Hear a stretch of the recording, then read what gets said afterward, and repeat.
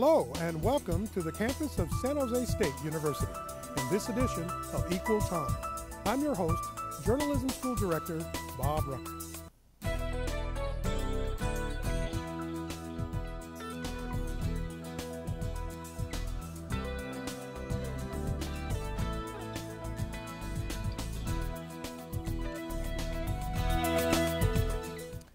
A very serious topic today, one that affects far too many people on college campuses.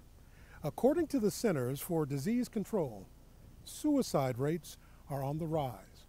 Among people between the ages of 10 and 24, it's the third leading cause of death. In this special edition of Equal Time, we'll meet someone sharing his very personal story.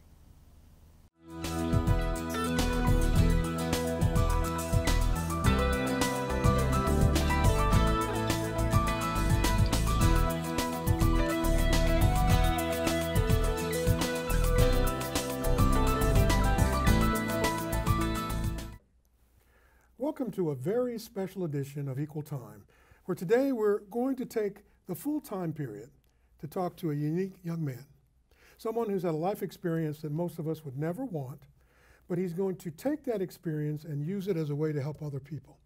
His name is Jordan Burnham.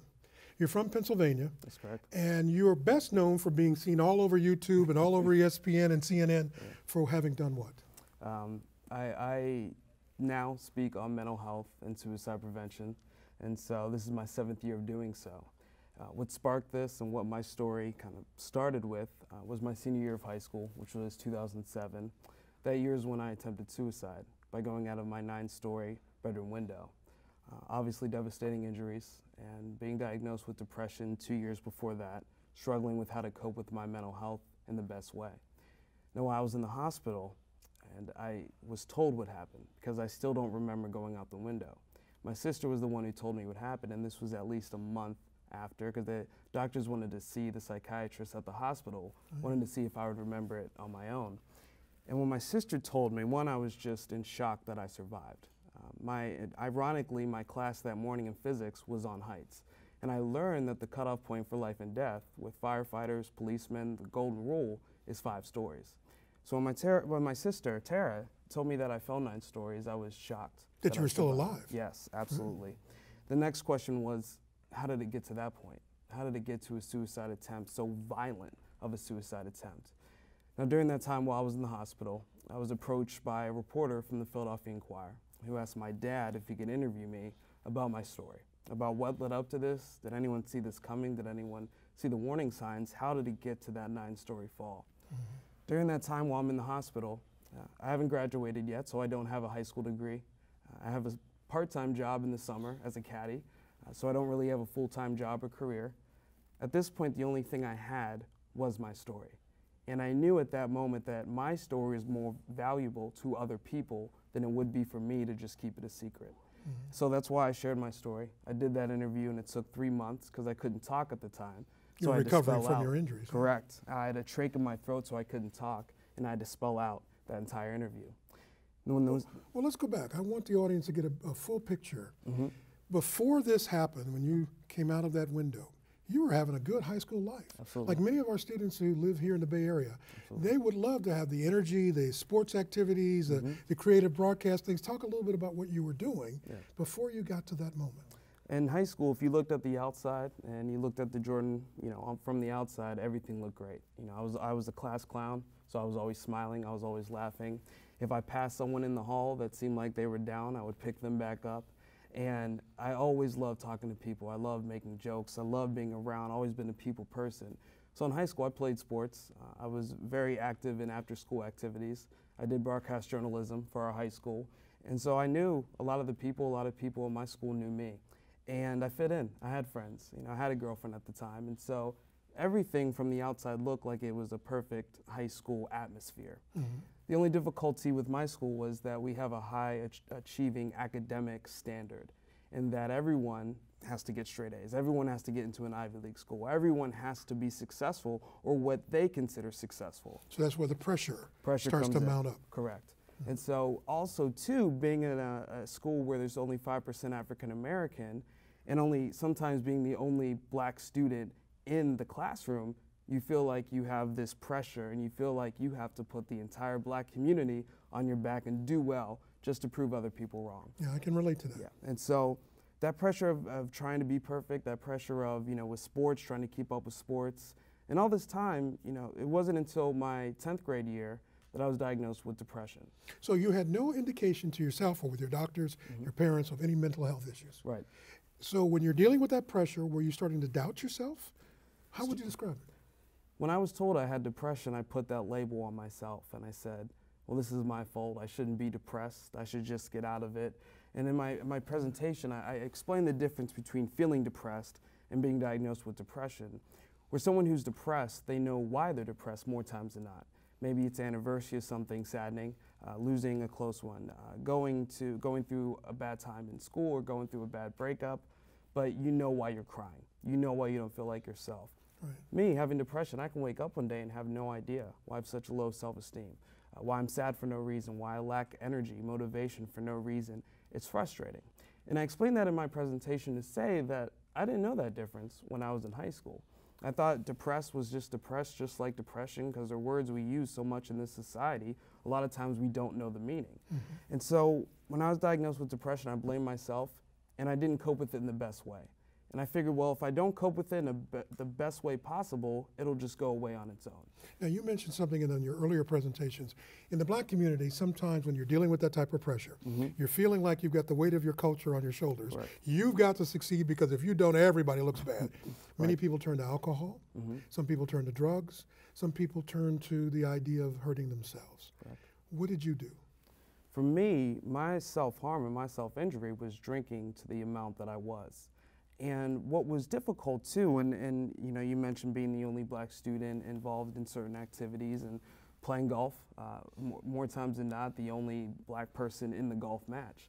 And so you knew you had odds on you and you had a lot of pressure. What's difficult about being a minority in this country is with progress, you can't complain. Because there's been so much progress, we can't go back and say, hey, I'm still struggling just to get to this point. Right, no old poor with us. Exactly, right. Exactly. And so to keep up that pressure all the time, there's an outlet. And that outlet could be good or positive. An outlet is a therapist, is a counselor. An outlet is playing a sport. But an outlet can also be using alcohol to talk about your feelings or your emotions. Being able to be social, that's an outlet. You could use alcohol, you could use drugs, you can replace that with anything. It's not always good when you have an outlet, especially one that's negative, like drinking in the way that I was. Then you have your buddies who are expecting you, because you're doing so well, you have to keep that up, but you also have to be personable and friendly and be there for them, and you start feeling yourself stretched? I did, and our atmosphere, our social activities were always revolved around drinking. I go and I speak at high schools, even middle schools, and they tell me that there's a drug problem. Sometimes it's heroin, sometimes it's ecstasy, but they say we have a specific problem. When it came to my high school, drinking, it was just accepted. It was part of the culture. That's just what you did. When you went to a party, remember the first party I ever went to? Everyone was drinking, and you thought, well, I got to, just to fit in. Very good. And we're talking to Jordan Burnham about his experiences with high school and dealing with the pressures of growing up, the pressures of being black and trying to be successful and taking on the pressures of what society wants you to deal with. That's very difficult for a high school student anywhere in the country. And you got to a breaking point. I did. And what was difficult too, you have an identity crisis where I remember when I was in high school, the white kids would tell me that I act white. I'm the whitest black guy they know. Yeah. And in theory, it is a tad bit, if not it is, racist, because for them to say, well, you're acting white, what I should have said was, okay, name 10 of your black friends and how do they act? And they one, a lot of them didn't even have black friends, and two, what they were going off was the music videos, were the movies, the music. That's what they were basing their opinion on what acting black is. So you had that identity crisis too. Am I talking too proper? Because my mom, elementary school teacher, my dad working in education, I was taught to talk a certain way, carry myself, dress a certain way. Right. And that's something that was instilled in me. And so as going through high school, I had to hold all of that in. I had to take in what I considered an insult of you act white, or you have to live up to this academic achievement. And that's something I struggled with, and I kept it inside. And that's the dangerous part of this entire story is I didn't talk about it, I wasn't honest about it, and it's something that was easily preventable if I would just open up and be honest, but I couldn't. And many of us had that experience. Some people in the black community, I know when I was growing up on the south side of Chicago, I felt like I had a responsibility to be something, and my mother and father kept telling me I had to do that. But I didn't take it as something as pressure, I took it as an incentive. Right. I said, okay, if they believe I can do it, I can do that. Your moment came, however, I heard when you were taking a driver's test. Correct. What happened? That was my breaking point. And with a breaking point comes a lot of underlying issues that aren't seen at that time. Right. So I failed my driver's test, and I was with my dad. And right after I failed the driver's test, it was my third time going. And also with having depression, and then later being diagnosed with bipolar disorder, what can happen sometimes is that you're on this high. You think that you're going to do something, no matter what you're going to do, you're going to achieve that goal. Right. So when I got there, I was on a high. I was on a mania, saying I'm going to get my driver's license today, I'm going to pass. So when I fail comes the outrage. And I always explain in presentations, it's almost like taking a soda can and you shake it up. You don't need that thing to open up for it to spray everywhere. All you need is that little bit, and then kind of explodes. And that's how it was for me that day, was yelling and cursing at the driver instructor, yelling and cursing at my dad, as my dad took it as disrespect. And so when he left and I had to walk home, my dad took it as the outlying factor of saying, well, Jordan's just upset about the driver's test. When my mom found out, my mom knew that there were underlying issues going on because that's just not me. That's not who he is. There must be something deeper going on that we can't see. So what did they do? That's when we went to go see a therapist for the first time. And it was an interesting experience because it's something I just wasn't used to. I didn't know how do I talk to this stranger? How do I talk to this lady who seems like she has nothing in common with me? And I didn't take it as going to see a doctor for a checkup. I saw it as, well, my parents think I'm crazy. That's why I'm going to see this therapist. And I didn't accept it. I didn't buy into the system of talk therapy and then later down the line of taking medication. Now, some people see that as, they feel like it's a weakness. If I have to be told I have to see a doctor, there's something wrong with me, there's a weakness in me. Did you perceive it that way? I saw it as a weakness. I saw it as I'm just complaining. That was my big thing, is I didn't want to talk about my problems and issues because I felt like I was complaining. And so it was very difficult for me to open up to a therapist. And it's just like going to get a checkup at the doctor's. And I didn't think my problems were difficult enough. I didn't think they were complicated enough. I didn't think my problems were big enough to go see a therapist. But you don't go see a doctor when you think you have a disease. A lot of times you see a doctor when there's a cold going around and you start coughing or you start sneezing and say, well, let me go get a checkup. And that's not how I viewed it. And so I blame myself really for having these feelings, for feeling depressed, for feeling sad, and I didn't know how to cope with that. So the explosion from the driver's test, failing that, drinking, and letting that get out of control led to that day when you were near the window in that 9-story building. You don't remember going through that window? No, I was sober. I got enough sleep the night before. I was incredibly excited after playing a round of golf for the individual playoffs for golf. I was coming off of a high of that, and there's no part of me that remembers going out the window. I have 3 main memories. One is hitting the ground, and I'll never forget just how sudden of a stop that was. And you're going 50, 60 miles per hour, so of course just stopping automatically, I just remember that feeling. And I remember the sounds of the propellers of the helicopter. I remember that. And then I remember the Police helicopter or news helicopter? The actual helicopter that took me to the hospital. I see. Okay. And then the last thing I remember were the lights of a Philadelphia Phillies, where I live, Philadelphia, lights of a Philadelphia Phillies game, baseball game. And it wasn't until last year I was reading an article that I was in, and I remember thinking, man, I should look this up to see if they were playing. September 28, 2007, the Phillies were playing at home that night. And by the time I was picked up by the helicopter, that was right around 7 o'clock, even after. So that's when a baseball game would have been going on.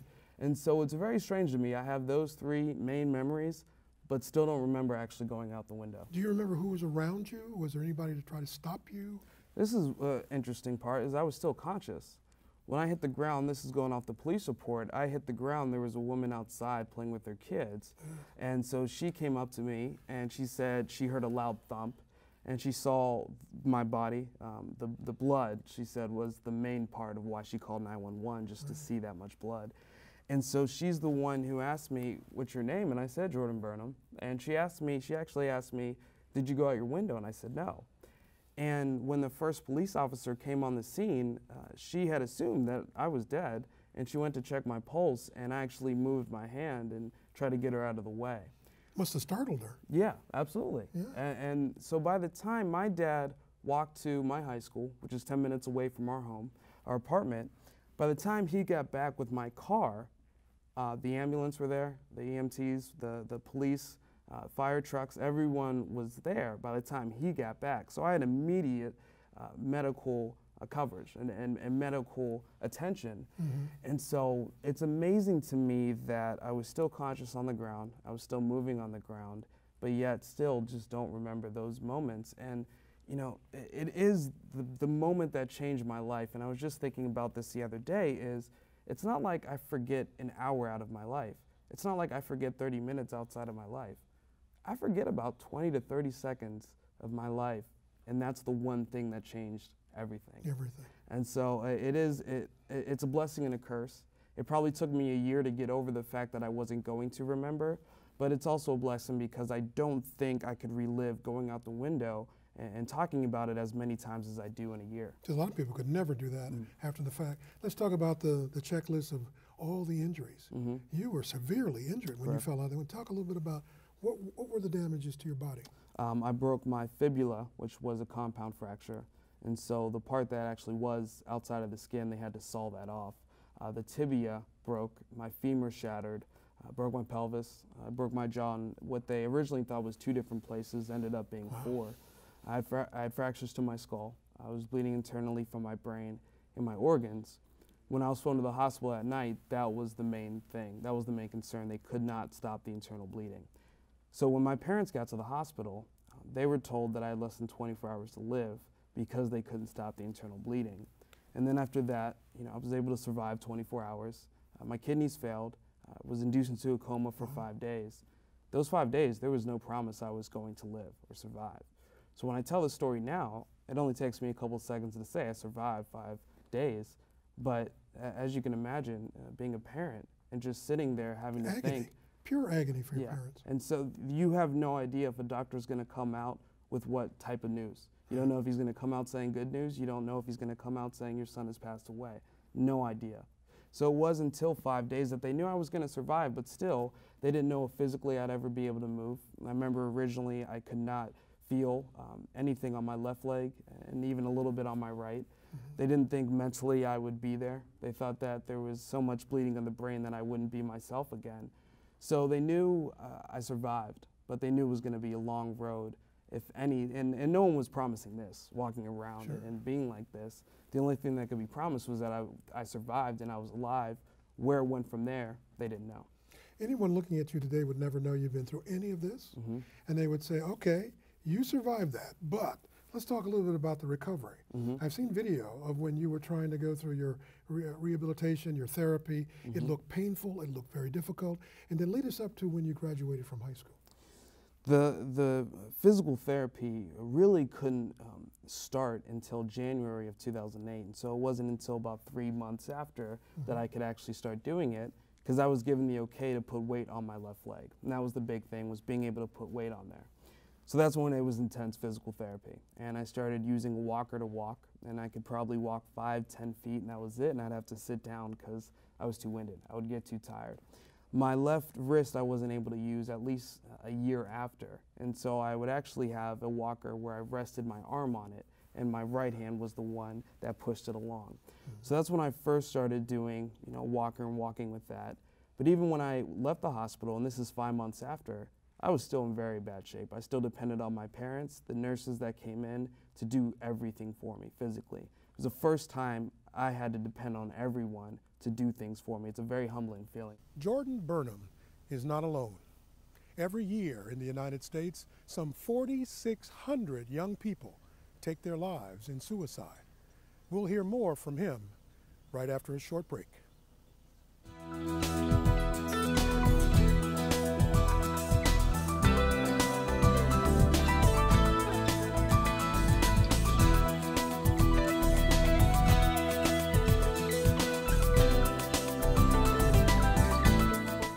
Welcome back.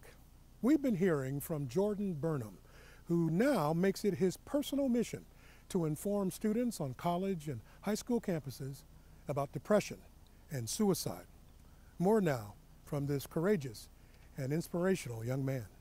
Well, we're grateful that you came to San Jose State to talk to our students in the spring of 2015. The lasting message we're trying to establish for our students of color, but all of our students, is it's tough. College has always been tough. There's new technology that makes it even tougher. There's all kinds of platforms to report on and produce on and do things in our field, or whatever field you're in. But you don't have to go to the level where you have to drink so heavily after being depressed and to think about suicide. Right.